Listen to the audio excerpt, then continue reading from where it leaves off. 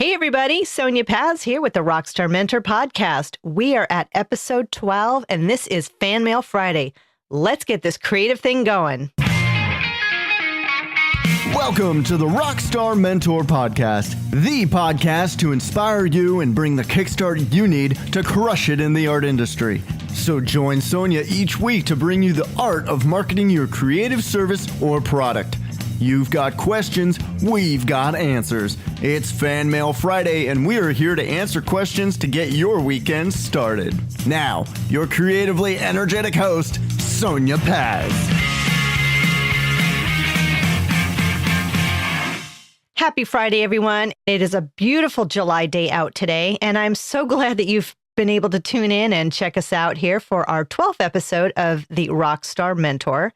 I am your host, Sonya Paz. I am a professional artist, entrepreneur, marketer, and designer, and I have built a brand on my own name and artwork for the last 20 years, and I'm excited to be able to present this podcast to you so you, as an artist, can learn what it took me years to learn, and I'm going to give you the shortcut tips, techniques, style, and the cruise and groove in so that you can make your art business a fun reality. I am a just do it style of mentor. I want to get those engines going and enable you to not be hindered and not be stifled by things in the art business. Most importantly, to stop procrastinating. So we're going to move in really quick here and let you know about our sponsor, the Brush Guys, who are everything brushes online. They have everything from paintbrushes to cosmetic brushes. If you are online and you need brushes, go to thebrushguys.com. Make sure you put in promo code ROCKSTAR and you will get 5% off of your order. No minimums. Get that, everyone? No minimums. Jeff and Dave have great customer service and they will take care of you. So now we are moving into our question. I'm going to jump into this one right away and let you know that we have received a fantastic question today from Ben from San Francisco, which is right down the street. Well, actually, it's about 2 hours away from where I am, but San Francisco has an incredible art community, and Ben is from San Francisco, or he is an artist in San Francisco, and he is going to be participating in the Fall Open Studios at Hunters Point in San Francisco this fall. And his question is, I am a guest artist at my annual City Open Studio this fall. This is my first time doing this event. What do I need to know to prepare? Well, first of all, thank you, Ben, for your question. And this could not be perfect timing. I'm going to just go through these. I'm going to give you 10 quick and easy and quick and dirty tips and ideas for you to make sure that you have what it takes to make sure that you are completely organized and prepared for your event. Well, first of all, we know that artists doing open studios have to create lots of art.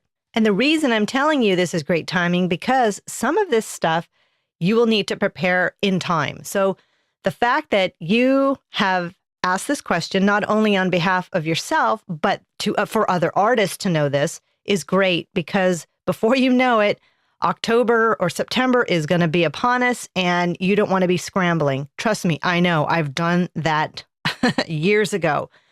Wasn't quite sure what I should have had done. This was in the early 2000s, late 90s, whatever. And there was no guide for me. So I'm glad that I have this knowledge that I can give to you. So on the top of the mark here, I'm going to start off with number one. So my question, first of all, is, are you doing this as part of a group show or are you independently showcasing your works by yourself? And the reason I'm asking this is because it is a proven fact that group shows get more attendance. Well, not to mention it's more fun, but you get more attendance at those shows because when people are traveling from studio to studio, they want to have that sort of gallery experience. Now, I'm not saying that having a solo show in the studio or in one of the rooms over there at Hunters Point, or if this is an open studio like Silicon Valley Open Studios, where it may not be at one central location, that it could be citywide and you're going to have to drive from one point to another point to get there. When you have a group show, people, not only do they tend to buy more, they stick around. They want to meet all the artists in that vicinity, in that room, in that studio, and it's a treat for them. So if you are doing a group show, well, regardless, whether you're doing a group show or if this is a solo show, these items that I'm going to name off from 1 to 10 are pertinent to what you're going to be doing and what you need to be successful and be prepared for your first show. So number 1, get organized and document everything that you're going to have in the show. Basically, have an inventory of all the original artwork, or if you're a jeweler, have an inventory of every piece that you are going to be showing, or if it's sculpture, or if it's watercolors, or if you're doing mixed media, whatever the case, make sure that you document each and every piece. You can do that in a Word document, you can do it in a text file, you can do it on a handwritten ledger, whatever it takes to get that inventory in one central place and that you can make a copy of or print copies so that you have a master file and so that you can have a file or an inventory right there for people to see or to have reference when folks are buying things from you. Number 2, have items that are in at least 3 price categories. Let's say a selection under 25, items up to 75, and a criteria of some pieces that are 125 to 150. Now, I'm certainly not saying shortchange yourself, but have something, even if it's in a $50 category or somewhere under 100, depending on what your medium is. If you're a jeweler, obviously you're not going to be selling something for, $25, but you might have maybe a small chain that can go with something, or you might have individual glass beads or something, a small something that is in a price point, $50, $100, or under $100, that people will be able to purchase something from you and not only take something away, but will have a relationship built where they can purchase and come back to you again at a later date. Number 3, have a portfolio of your work. A portfolio in this day and age can be something as fancy as something on your laptop as a slideshow, or a tablet that you have on display that is sort of circulating all the images of things that you've done, showing you in your studio, working at your torch, being, mixing paint, creating your work. It can be as fancy as you want to get it. If you don't have a tablet or a laptop or something like that, then make sure that you have a portfolio by way of a photo album or a photo book that you can set up and show people what you are all about. Maybe incorporate your bio into that, have photos of your work, past work, commissions that you've worked on, pieces that you've created for others. That gives them a chance to sort of look through and not only see what you have on display at the open studio, but you can show them what you have done in the past. Okay, now we have number 4, the guest book. I cannot tell you, folks, if you're going to do anything right with an open studio or an exhibit, the guest book is the main component to build your client list. And I'm going to tell you, it does not need to be fancy. Don't try to get something really creative on a tablet where people have to hand enter everything in. Get a notebook, get a nice spiral notebook. And I'm going to go into a whole different podcast about the guest book at a later date. But in short, the guest book, name, address, city, state, zip, email, phone number, and a little area for them to make a comment. That's it. Have them write it down. And as you are engaging with them, make sure that you sort of go through and make sure that their address is correct or their phone number is right. And they're going to put the information down that they're comfortable with.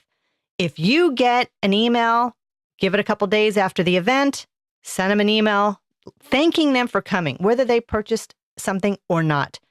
If they put their address down, I always sent a postcard. I sent a thank you postcard, handwritten by me, thanking them for coming to my open studio or my exhibit or whatever.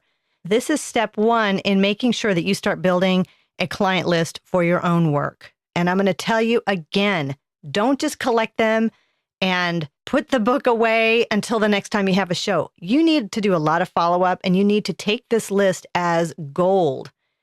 I will be doing a whole entire podcast on the fortune of the follow-up, as well as your guest book and how this guest book can be your profit center for making your art business a success.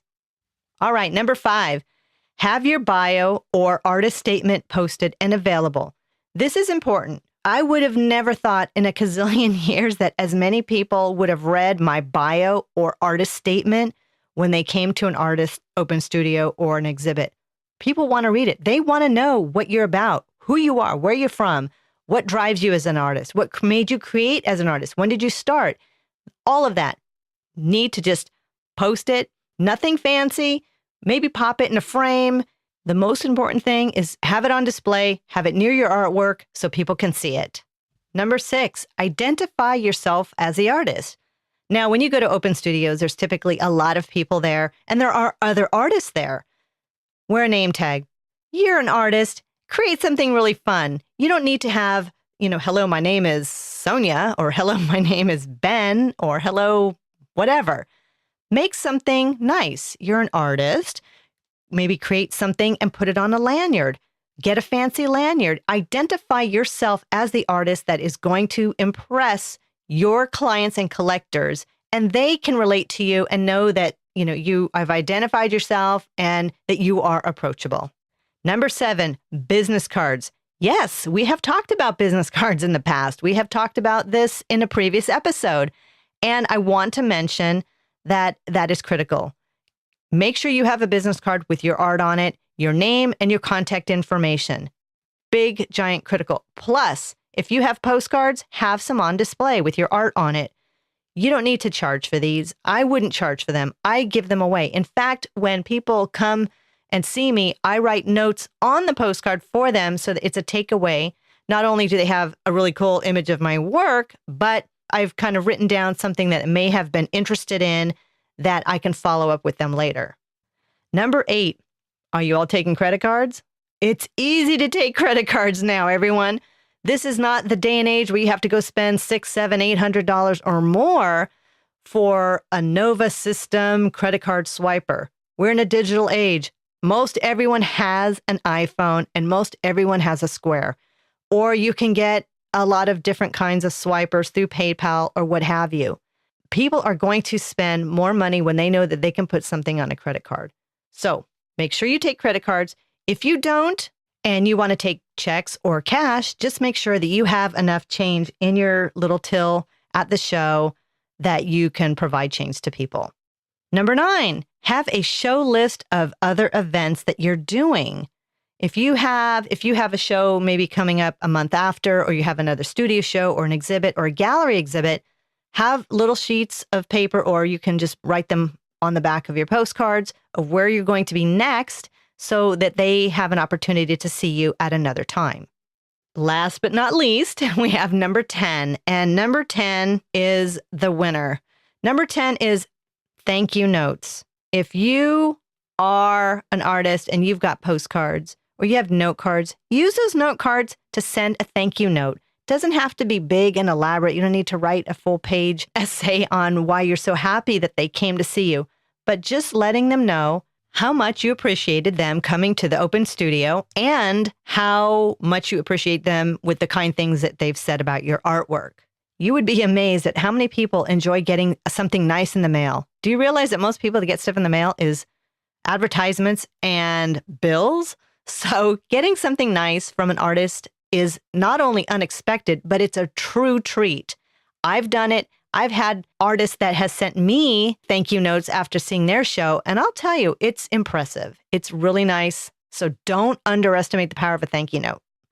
So Ben, I hope that you have an amazing open studios this fall. I would love it if you would write back or send me an email with photos of your event, how it went. If you're on Facebook and you want to send me your art page, I'll definitely like it. And I would love to see what you're working on and how this all goes for you. And I hope that what I've answered today will not only help you, but will help other artists who are in the same exciting journey of exhibiting their work to the public. Thank you all for tuning in today and listening to me, your host, Sonya Paz with Rockstar Mentor Podcast. We do the Fan Mail Fridays every Friday just to get your weekend started and to get you excited about creating on a Saturday or Sunday or Friday. and would love for you to subscribe. And if you like the podcast and you would like to support us as far as giving us a great review, I won't object. I would love it. And I truly, truly appreciate all the kind things that everyone has done as far as reviews and thumbs up and everything. So if you would like to be part of our newsletter and be on the front lines of what we're doing with Rockstar Mentor and how I can help you build your art business into more of a success, get you more energized, then please subscribe to our newsletter via the website at rockstarmentor.com. And also, alongside of what Ben's question was today, there is a basic exhibitor toolkit that I have. If you go to Cool Tools and Freebies, you will see Basic Exhibitor Toolkit. And that is something that I have prepared for you that will help you not only rock and roll your art exhibit or show, but it will help you with so many things with your events moving forward. I also have a great mastermind group that's on Facebook that you can sign up through the website as well. And if you're a new artist, then you can certainly benefit from picture yourself in a room with artists who have been doing this, who sell their work, who do shows, who get it out there, who are confident in the way that they sell and how they produce themselves as an artist. It's a really great opportunity to be part of this group. Have a great weekend, everyone. I hope that you are staying safe in the sun. It's hot out there, so make sure you're hydrated and the sunscreen is flowing. This is Sonya Paz, your host, Rockstar Mentor, and I wish you all the best. Peace out, everyone.